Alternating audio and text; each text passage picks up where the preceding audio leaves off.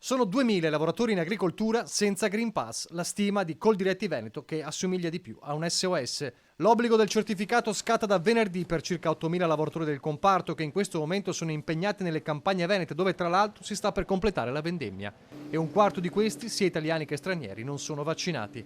Di qui l'appello urgente del presidente di Coldiretti, Ettore Prandini.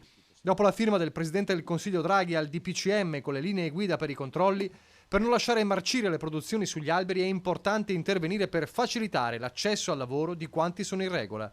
L'attività agricola è legata ai cicli stagionali delle coltivazioni e non può essere fermata. In primo luogo, continua Coldiretti, la semplificazione e la velocizzazione delle operazioni di controllo aiuta le aziende agricole che, essendo all'aperto, non possono contare sui tornelli per la verifica all'ingresso dei lavoratori e in questo contesto è importante rendere disponibili alle aziende celermente i dati di chi è in regola con il Green Pass.